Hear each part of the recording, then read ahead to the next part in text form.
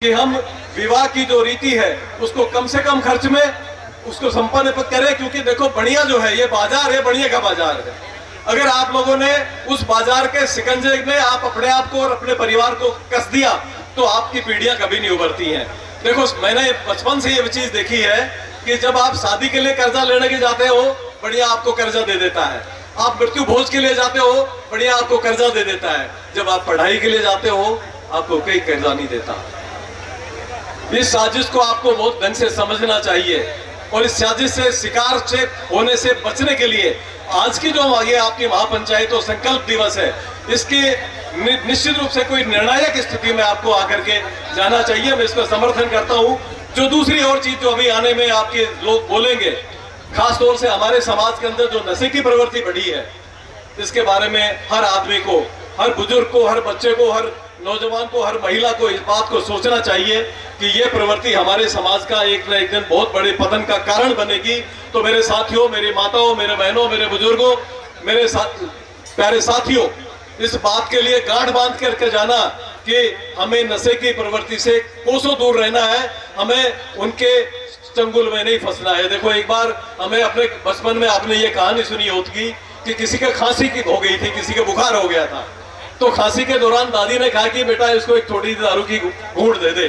तो किसी ने कहा कि क्या भैया इसके दारू की घूंट से क्या खांसी चली जाएगी?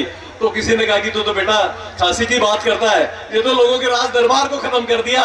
इसलिए भाई ये राज्य जो नशा पता है इससे आपको कभी कुछ नहीं मिलेगा, आपका गाड़ी कमाई का पैसा पानी में पेशाब में निकल के चला जाएगा और आपकी पीढ़ियां, आपके मन, आपके विचार, आपकी संस्कृति, आपका जीवन बर्बाद होगा।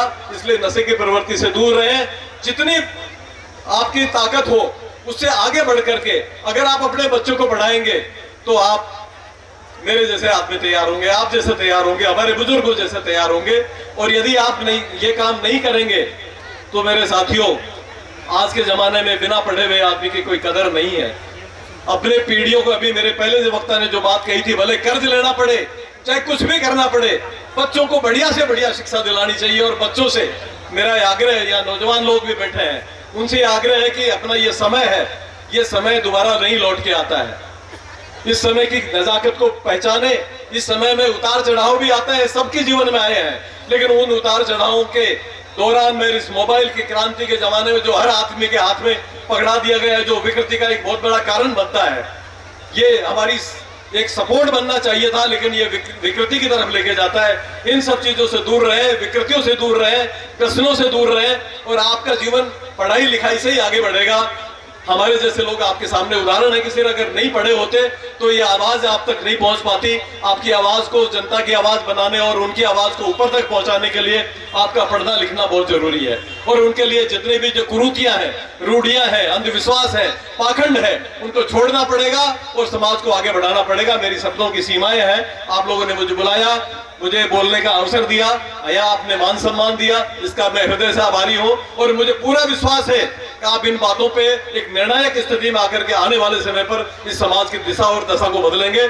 आपका सभी को मेरा क्रांतिकारी जय भीम, जय भारत।